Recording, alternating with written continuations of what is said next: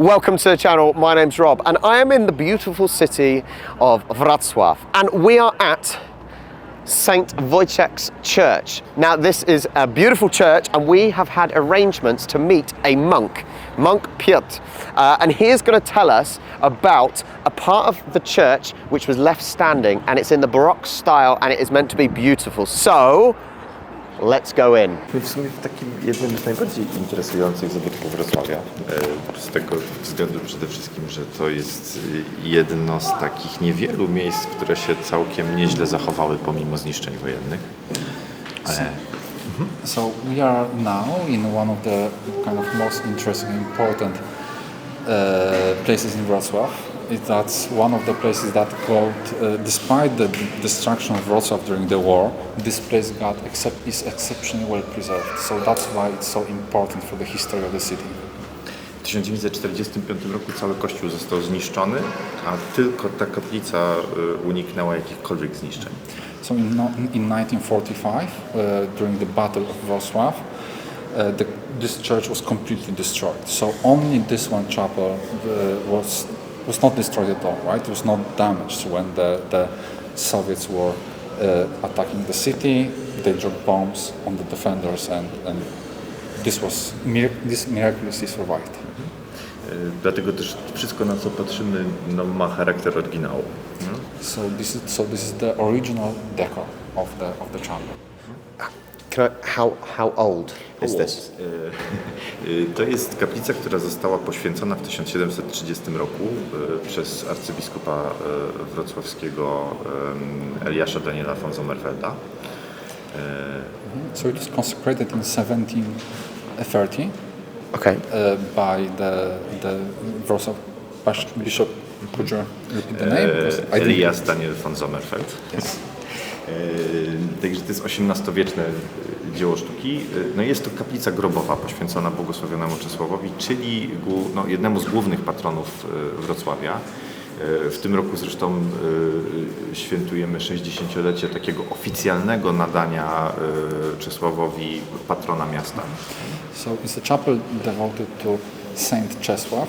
I don't know how to translate Czesław into English. Ceslaus. Yes, it's more Latin name. And he's a patron saint of the city. Okay. And this year we are celebrating the anniversary of him being nominated. So he's a patron. So he's more of a specific to the city patron saint rather than someone like Saint Peter and thing. Yes. Yes. Yeah. So he's more specific to here. He's more specific because he is one of the first Polish Dominicans and the first prior of that priory here from the 13th century. So it's just the most original moment in our history here in Wrocław. Okay. Takie zapomniałem, mam mówić po polsku. So you can speak good English? Yes, but Why do we need him? I'm useless as always. Honestly. you can try. This chapel it's a late Baroque style chapel, and as I said, it's devoted to Blessed Ceslaus, and his relics are in that marble coffin, which is designed as an altar too. Yeah, so the most important thing in this chapel is the altar with the coffin of Blessed Ceslaus. The first thing I notice is the dark to light. I don't know if that's so it's a typically Baroque. Yeah, so obviously down at eye level it's very dark, but then you look up and it's really vibrant. And it's because of the vision of heaven in the dome. That's what I would have assumed. And it's typically Baroque. In German it's called Gesamtkunstwerk. Also, it's in English we can say a completely work of art. So everything is combined together: architecture, sculpture, painting. Yeah, it's not just one piece. history. It's everything is And an artwork. I mean, light is a part of that work of art. Yeah. Yeah. And so everything works together here. And because Ceslaus was Dominican, many points of the iconography here is devoted to the Dominicans. I mean the order of preachers. In that part of the chapel, because we can say it has two parts, the first one, the second one, and the middle. And in the middle we have two most important Dominicans for us here in Poland. Father Dominic, so the founder of the order, with the dog with a torch in jak jest paszcza? Yeah, exactly. I've got to look closer now. So he's got the torch in his mouth. And it's because the mother of Saint Dominic, Blessed Joanna, had a dream when she was pregnant with Dominic. And in that dream, she saw that in her belly, it's not a kid, but a dog with a torch. And in that dream, that dog ran away with that torch, and all the world just burned. So it pleasant dream, a pleasant one.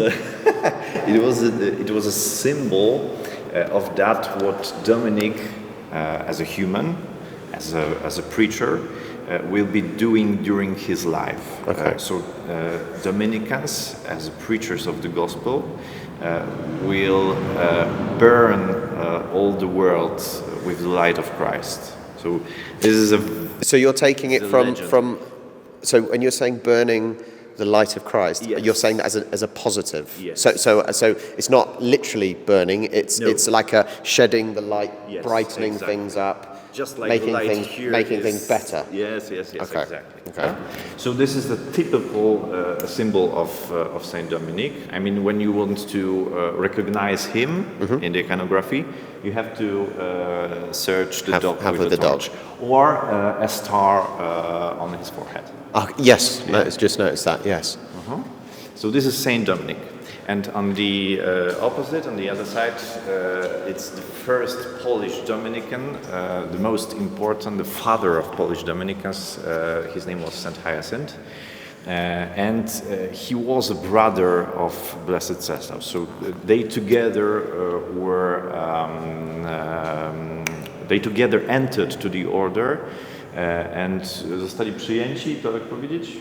They were admitted. Yeah, and They were to the admitted. order, by the Saint Dominic in 1216 in Rome.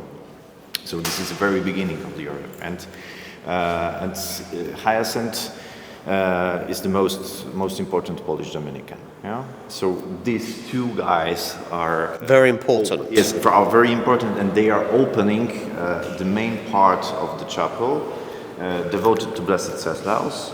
And devoted to the theological meaning of gospel, of life of Blessed Ceslaus, and everything here has a significance. Yeah. So when you are looking at the coffin, you can see 16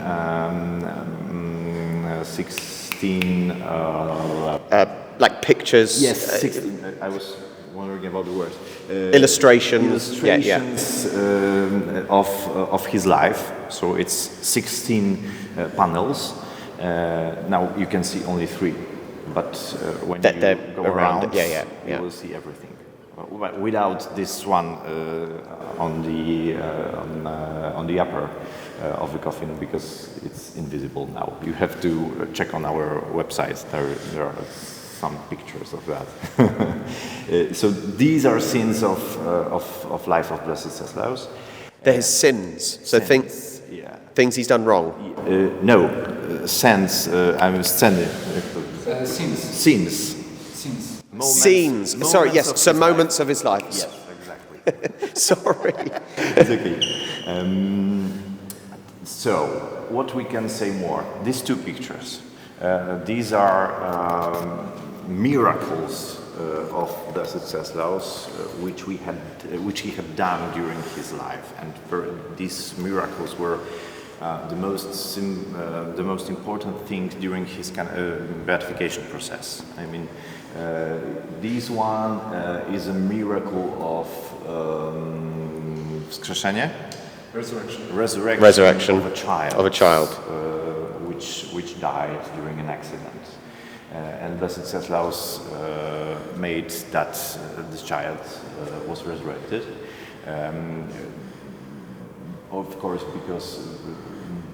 because he's modlitwy?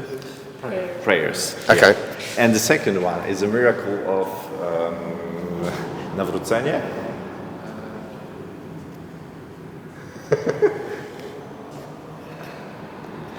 Translate. Come on, translator. Nawrócenie is where you don't believe and then you believe. So did he give someone a reason to believe? This is a Muslim here. Okay. And he kneels in front of Blessed Ceslaus, and he was a Tatarian. I mean, in 1241, the Tatarians burned the city, and only the island of the cathedral, I mean Ostrów Tumski, was saved because of the prayers of Blessed Ceslaus. And it was a miracle because above his head there was a kula, square? An orb. Yeah, of fire. Okay, an orb of fire. When the Mongolians saw that, they ran away.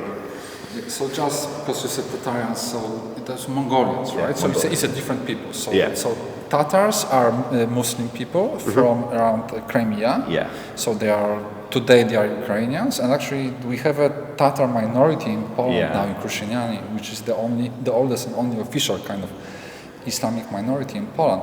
While Mongolians were people from Mongolia, right? So the one from Attila the Hun. So just to be precise here. Yes, exactly. So I mean Mongolians. Okay. Yeah. So this is one of the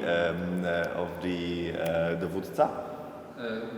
The leader. One of the leaders of the One of the leaders of the Mongolians. Who became a Christian. Okay. And because it was a miracle of Blessed Ceslaus. Okay. Yeah. So these two pictures are about the miracles of the Dominican. And which is very important here, you can see many theological symbolics. I mean, for example, we have here 4 quite big figures that are about the 3 cardinal virtues. Yeah? I mean, the faith, the nadzieja, hope, and the faith, wiara, nadzieja i miłość, and love. So this, for example, is a divine love. Yeah. You can see from a mother to her children. Yes, with children, because the love of God is very close to that kind of love which a mother has to her child. They say there is nothing stronger than a mother's love. Yes, exactly. So I assume that's why that sort of depicts that. That's the point. And here you can see hope. So a woman with jak jest kotwica? Anchor. With an anchor. Okay. Yes, by her left hand.